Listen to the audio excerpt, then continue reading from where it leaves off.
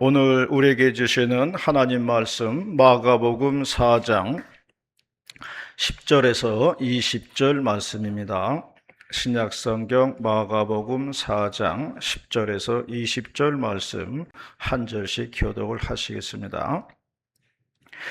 예수께서 홀로 계실 때에 함께한 사람들이 12제자와 더불어 그 비유들에 대해서 물으니 이르시되 하나님 나라의 비밀을 너희에게 주었으나 유대인에게는 모든 것을 비유로 하나니 이는 그들로 보기는 보아도 알지 못하며 듣기는 들어도 깨닫지 못하게 하여 돌이켜 죄사함을 얻지 못하게 하려 함이라 하시고 또 이르시되 너희가 이 비유를 알지 못할진대 어떻게 모든 비유를 알겠느냐. 뿌리는 자는 말씀을 뿌리는 것이라. 말씀이 이스라엘에 뿌려졌다는 것은 그들은 말씀이니 곧 말씀을 들었을 때에 사탄이 즉시 와서 그들에게 뿌려진 말씀을 빼앗는 것이요. 또 이와 같이 돌밭에 뿌려졌다는 것은 이들을 가리킴이니 곧 말씀을 들을 때에 즉시 기쁨으로 받으나 그 속에 뿌리가 없어 잠깐 견디다가 말씀으로 인하여 반란이나 박해가 일어나는 때에는 곧 넘어지는 자요. 또 어떤 이는 가시떨기에 뿌려진 자니 이들은 말씀을 듣기는 하되 세상의 염려와 재물의 유혹과 기타 의식이 들어와 말씀을 감당하지 못하게 되는 자요. 함께 봅니다. 좋은 땅에 뿌려졌다는 것은 곧 말씀을 듣고 받아 30배나 60배나 100배의 결실을 하는 자니라. 아멘. 오늘은 농업에 대해서 공부를 좀 하시겠습니다. 농업 공부 좀 하실게요. 제가 옥수수를 심기 위해서 밭에서 수확한 옥수수 서너 개를 따가지고 말려서 씨로 쓰려고 했습니다. 그러니까 권사님들이 하시는 말씀이 아유 그럼 그거 심으면 잘 안 돼요 그러더라고요. 씨를 받아서 심으면 안 된다는 거예요. 그러니까 모종 가게에 가셔가지고 모종 사다 심으세요 그러더라고요. 왜 안 되냐고 물어보니까 그 이유는 몰라요. 그냥 해보니까 안 되더라는 거예요. 경험적으로. 제가 그 이유를 알았습니다. 그 이유를 제가 말씀드리려고 그래요. 영국에 어느 귀족 가문이 있었는데 그 가문은 근친 결혼을 했어요. 그러니까 사촌이나 팔촌 이내에서 우리 가문은 귀한 혈통이기 때문에 외부인과 결혼할 수 없다는 거예요. 그러니까 사촌이나 팔촌 이내에서 근친 결혼을 했어요. 그런데 후손들이 우성 후손이 나와야 되는데 우성 후손이 안 나오고 열성 후손이 나오더라는 거예요. 뭐 좀 부족한 후손들이 나오는 거예요. 결국 후손들이 지지부진하더니만 그 가문이 사라졌다는 얘기예요. 없어져 버렸다는 겁니다. 그래서 오래전부터 하는 이야기가요. 근친 결혼을 하면 열성인자로 인해 가지고 강한 후손이 안 나온다 그런 얘기가 있었어요. 그래서 피는 멀리서 데려와야 된다 그런 얘기 있었습니다. 옥수수에서 수확한 씨앗을 그대로 심었으면요. 그 씨앗은 영어로 F1이라고 그럽니다. F는 여기서 영어로 자식이라고 하는 영어의 첫 글자예요. 원래 있었던 옥수수가 부모 세대입니다. 그 씨를 받았으면 F1이에요. 자식 세대라는 거죠. F1을 심고 거기서 나온 씨앗을 또 받았다. 그럼 이거는 F2가 되는 겁니다. 손자 세대예요. 이렇게 하면요. 열성인자가 나오고 우성인자가 안 나온다는 거예요. 이게 사람들이 근친 결혼을 하면 안 된다는 이치예요. 그러면 모종 가게에서 파는 모종은 어떤 모종인가? 근친 교배가 아니라 잡종 교배를 한 겁니다. 잡종 교배한 모종을 모종 가게에서 파는 거예요.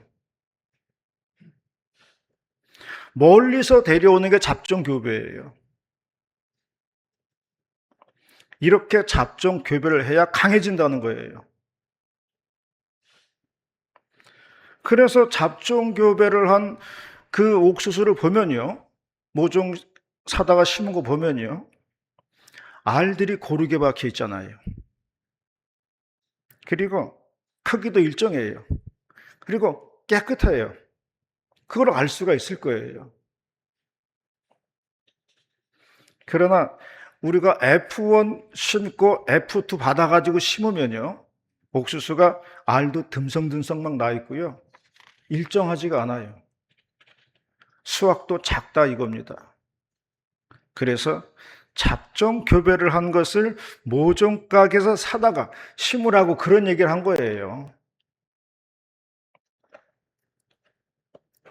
제가 대파 씨를 받았습니다.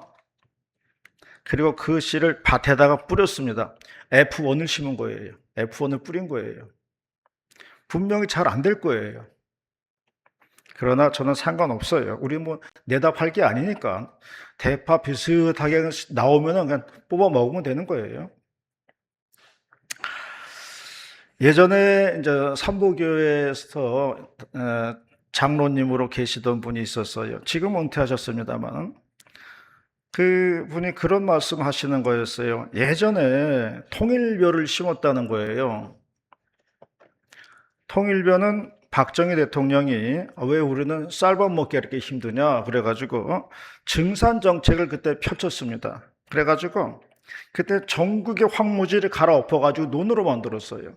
제가 어릴 때만 해도요, 황무지가 동네에 많았습니다. 그거 다 논으로 만들었어요. 그리고 종자 결행해가지고 통일벼라는 것을 만든 거예요. 그래서 보급해서 심게 했는데요. 통일벼는 알이 굵고 많이 달려요. 그 대신 볏집이 짧아요. 이 장로님이 통일벼를 심었다는 겁니다. 옛날에는 그 농사 짓는데 그 한강변에서 참개가 엄청 올라왔다 그러더라고요. 그래가지고 뭐 밤만 되면은 참개들이 줄을 서서 올라오는데 그거 주워다가 매운탕 끓여 먹으면, 참깨 매운탕 끓여 먹으면 그렇게 맛있었다고 그러더라고요. 제가 지금 뭐 참깨 매운탕 얘기하려는 게 아니고요. 그 통일벼 씨앗을 받아가지고 심어요. 그리고 또 거기서 받아가지고 또 심어요. 몇 번 이렇게 하면요, 통일벼에 대한 그런 게 없어지고요, 그건 일반벼랑 똑같이 되더라는 이야기를 했어요. 이게 같은 이치예요. 그래서 종자를 받아서 심고 그렇게 몇 번 하면은 통일벼의 특성은 사라지고 그냥 일반벼가 되더라, 그런 얘기 하시는 것을 들었습니다. 이게 다 같은 이치라는 거예요. 하여간 잡종 강세다, 이거를 우리가 생각을 해야 됩니다. 오늘 봉독한 말씀은요, 예수님이 씨 뿌리는 비유에 대해서 말씀하고 있습니다. 농부가 씨를 뿌렸는데 길에 떨어지고 돌밭에 떨어지고 어느 것은 가시떨기에 떨어졌다는 것입니다. 좋은 땅에 떨어진 것도 있는데 30배, 60배, 100배의 결실을 거두었다는 그러한 말씀입니다. 오늘 주어진 본문을 통해서 6월달 셋째 주일에 주시는 하나님 말씀 듣도록 하겠습니다. 첫 번째로는 마음의 밭을 준비해야 한다는 것입니다. 마음의 밭을 준비하자. 20절 말씀입니다. 20절 말씀 다 같이 봉독하겠습니다. 시작. 좋은 땅에 뿌려졌다는 것은 곧 말씀을 듣고 받아 30배나 60배나 100배의 결실을 낳느니라. 수년 전에 뉴스를 보았는데요, 강화도 수모씨를 뉴질랜드에다 갖다가 심겠다고 하는 뉴스가 나왔어요. 뉴질랜드에다 보급을 한다는 거예요.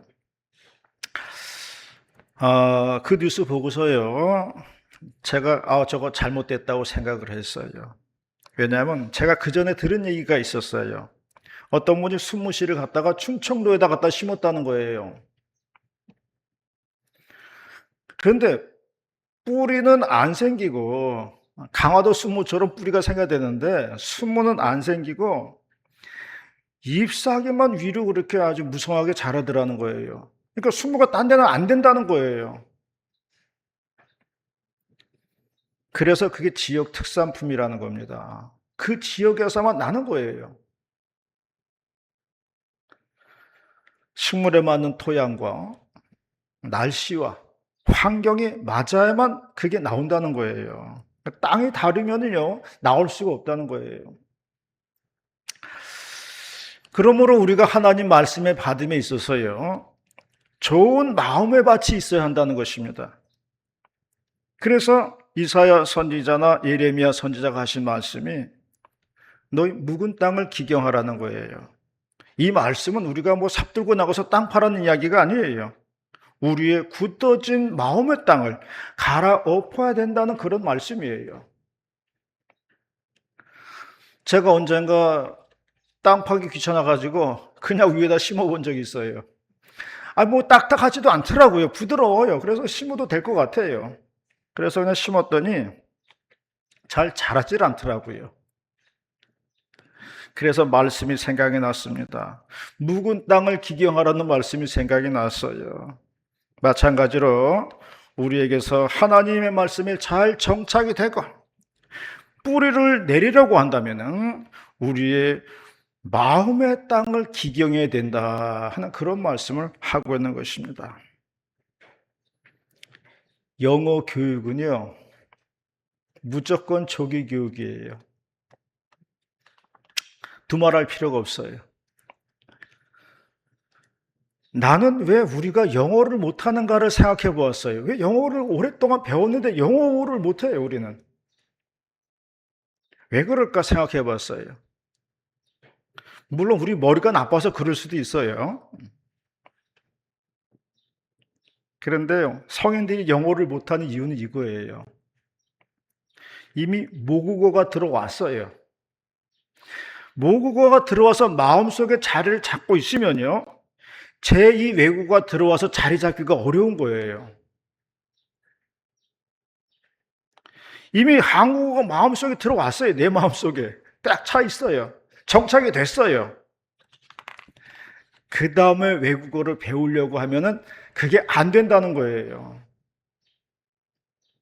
이미 국어가 자리 잡고 있기 때문에 다른 게 들어올 수 없다는 거예요. 그래서 외국어를 배우려거든 조기 교육을 해야 된다는 거예요. 두말할 이유가 없습니다, 이거는. 사도신경이나 주기도문이 있습니다. 우리 오래전부터 외우고 암송한 사도신경 주기도문이 있어요. 근데 최근에 사도신경 주기도문 새롭게 만들었어요. 그 큰 틀에 있는데 그 세부적인 거 단어 좀 고친 거예요. 근데 사람들이 하는 말이요, 새로 나온 거 잘 안 외워진다는 거예요. 왜냐하면 한 번 들어와가지고 정착이 돼버렸기 때문에 새로운 게 들어오지 못하는 거예요. 그 전에 쓰던 게 너무나 익숙한 거예요. 그러면요, 마음속에서 이게 잘 안 바뀌는 거예요. 옛날 인기 여배우들이었거든요. 근데 나이가 이제 60, 70이 되니까 나이가 들어서도 현재 TV에 나와가지고 뭐 이런저런 토론하고 프로하는 거 보았어요. 그런데 그 왕년의 여배우들이었는데 지금 보니까 여배우들은 거물대리 아줌마들 같고 남배우들은 대구면 아저씨들 같더라고요. 다 그렇게 변해 있더라고요. 세월이 흘러가니까 다 거기서 거기가 돼버리는 거예요. 나는 그것을 보고서요, 깨달은 게 있어요. 나이가 들어서는 얼굴로 승부할 수 없다는 거예요. 젊어서는 얼굴로 승부할 수 있습니다. 그럼 나이가 들어서는요, 외모로 승부할 수 없어요. 그럼 뭘로 승부를 할 거냐? 나이가 들면요, 마음으로 승부를 해야 돼요. 마음으로. 마음이에요. 나이가 들어서는 마음이 중요해요. 마음으로 승부를 해야 그 마음이 얼굴에 드러난다는 겁니다. 그러므로 좋은 마음으로 살면 좋은 얼굴로 나타나지만은 나쁜 마음으로 살면 그게 얼굴에 그대로 드러나게 되어 있다는 것입니다.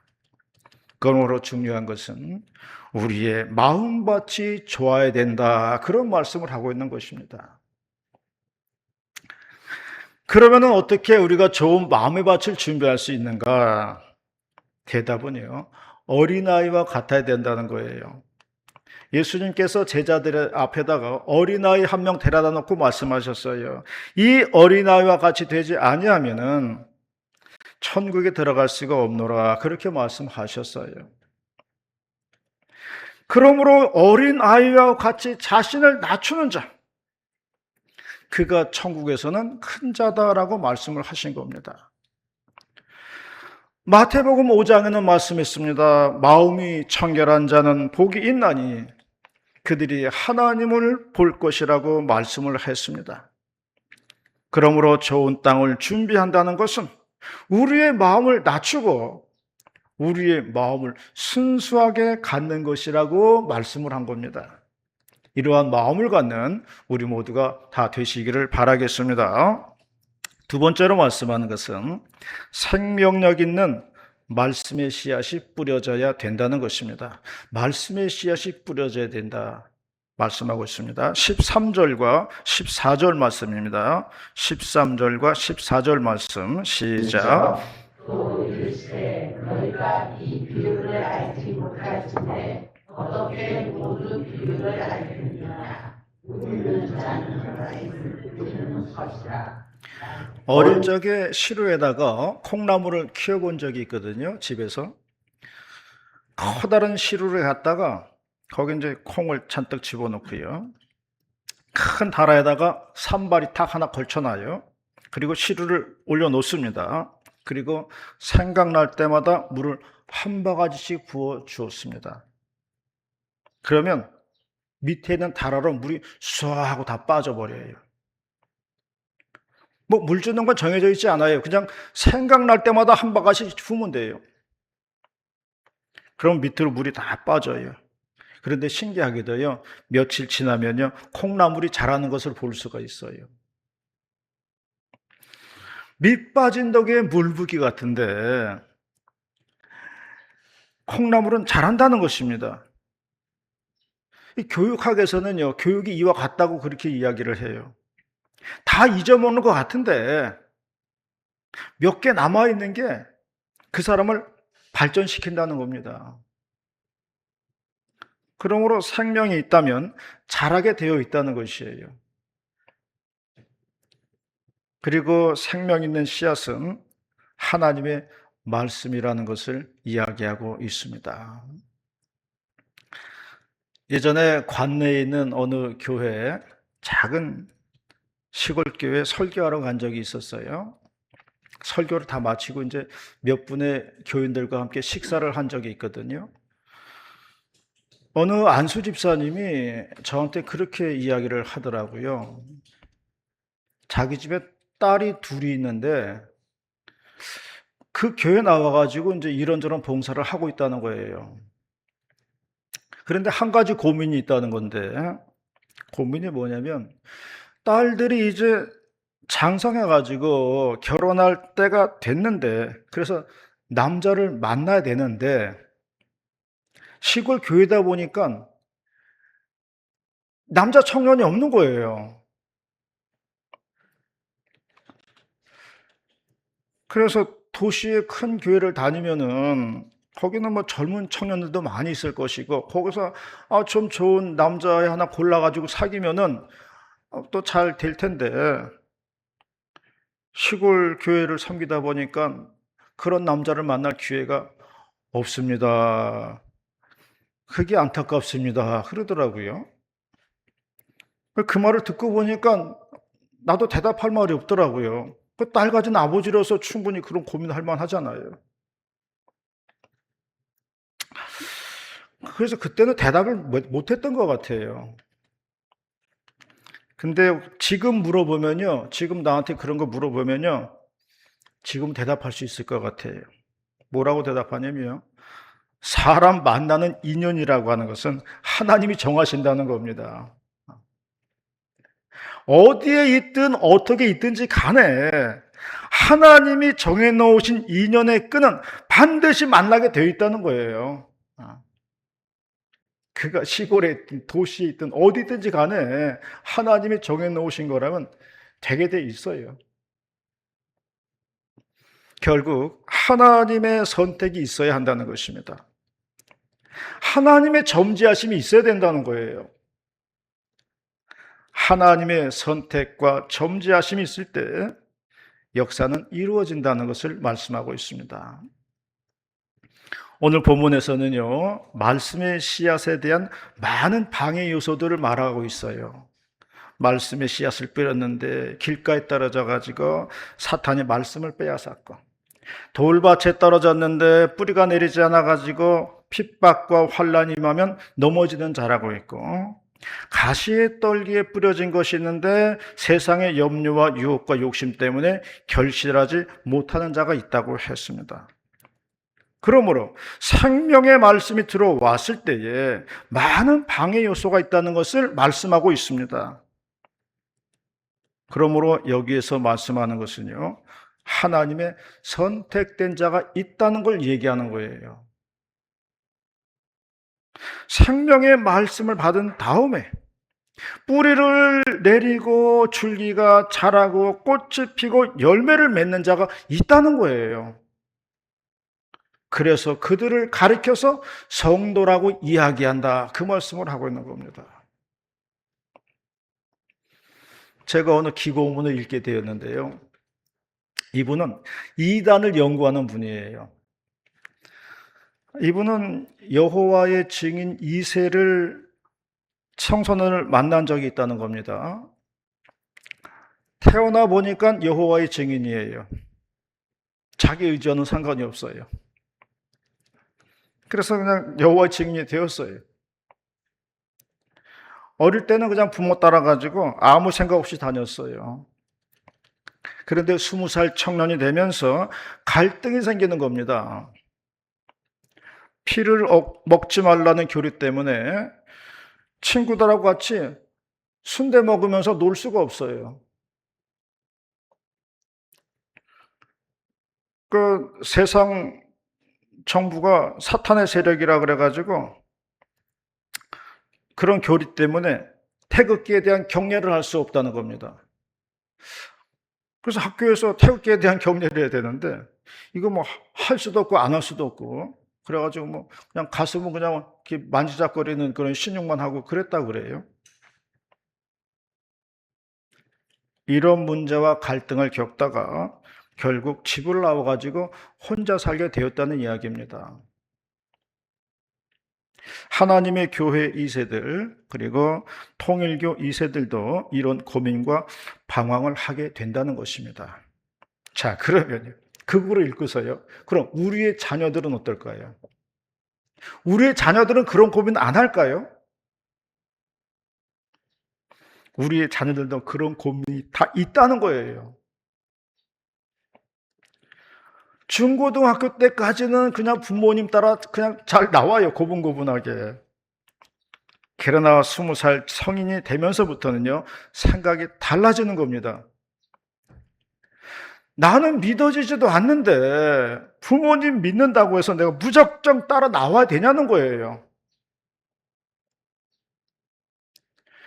나는 안 믿어지는데 부모님을 믿으니까 그냥 따라 나와야 된다?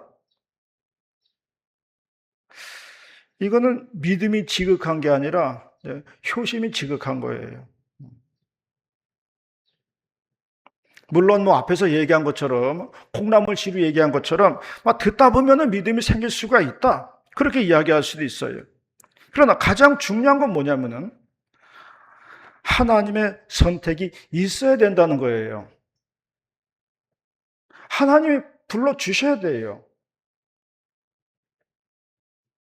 그래서 믿는 사람들을 가리켜서 성도라고 이야기하는 겁니다. 많은 사람들 중에서 뽑아왔다는 거예요.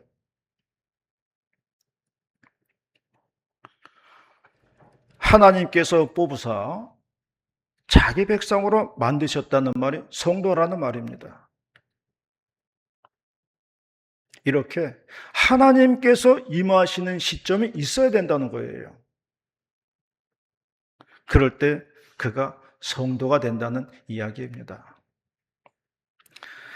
그러므로 생명의 말씀 씨앗이 내 안에 하나 뿌려져야 돼요. 그럴 때 그 말씀 씨앗이 내 안에 믿음을 자라게 하는 것입니다. 이것을 하나님께서 하신다고 말씀하고 있는 거예요. 믿음이 자라는 과정은요, 주님을 영접하는 과정은요, 100사람의 얼굴이 다 다른 것처럼 다 다른 거예요. 그리고 그 결정권자는 하나님께 있다는 겁니다. 우리는 다른 사람 인생을 알지 못합니다. 우리 남의 인생 알지 못해요. 그러나 하나님은 그의 인생을 알기 때문에 하나님이 결정하시는 거예요. 하나님은 우리의 심령에 생명의 씨앗을 뿌리는 분이다. 그러나 많은 방해가 있을 것이다. 그러나 하나님은 성도를 택하시는 분이다. 이 말씀을 하시고 있는 겁니다.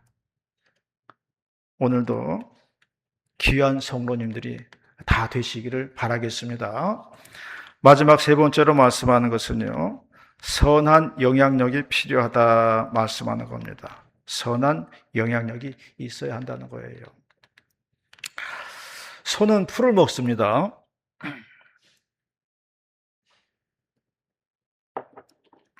풀을 먹는데 그렇게 큰 덩치를 유지를 하는 거예요. 그리고 우리가 사람이 못한 일 소가 다 하잖아요. 무슨 힘을 가지고 하는 걸까요? 사람들은 그게 궁금한 거예요. 그런데 학자들이 말을 하더라고요. 풀에도 단백질이 있다는 거예요. 물론 소량이지만 풀 속에도 단백질이 있다는 거예요. 짐승이 자신들의 몸을 유지하기 위해서는 단백질을 섭취해야 돼요. 근데 소는 풀을 먹어요. 풀에는 아주 소량의 단백질이 있다는 거예요. 그 풀을 소가 먹으면요, 소는 4개의 위장을 가지고 있어요. 앉아가지고 되새김질을 합니다. 그거 뭐 하는 거냐면은 그 풀을 가지고 단백질을 만드는 과정이라는 거예요. 그러니까 소 뱃속에는요, 아예 단백질 생산 공장이 있다고 생각하면 돼요. 풀을 먹고서 되새김질 하면서 단백질을 만드는 거예요. 몸 자체 안에서. 그래서 소는요, 그 힘을 가지고 일하고 살아가는 거예요. 성도들의 힘은 무엇인가요? 30배, 60배, 100배의 열매라고 했습니다. 그것이 성도들의 선한 영향력이라는 거예요. 갈라디아서 5장에는 말씀했습니다. 성령의 9가지 열매에 대해서 말씀하고 있어요. 사랑과 희락이요, 화평과 오래 참음이라고 했습니다. 자비와 양선이고 충성과 온유라고 했습니다. 그리고 마지막으로는 절제라고 말씀을 했습니다. 이것이 우리 성도들이 맺어야 하는 열매라고 말씀을 한 겁니다. 말씀의 씨앗이 내 안에 떨어져서 그것이 열매로 맺혔다는 이야기입니다. 30배, 60배, 100배의 열매를 맺어서 하나님을 기쁘시게 하는 우리 모두가 다 되시기를 주의 이름으로 축원합니다. 기도하겠습니다. 은혜롭고 자비로우신 하나님 아버지, 오늘도 감사를 드리옵나이다. 6월달 셋째 주를 맞이하여 귀한 말씀 내려주셔서 감사를 드리옵나이다. 가슴 신비에 새겨지게 하시고 살아가는데 잊혀지지 않은 귀한 말씀 되게 하여 주시옵소서. 그리하여 말씀 붙들고 살아가는 복된 성도들 다 될 수 있도록 인도하여 주시옵소서. 감사드리오며 예수님의 이름으로 기도드리옵나이다. 아멘.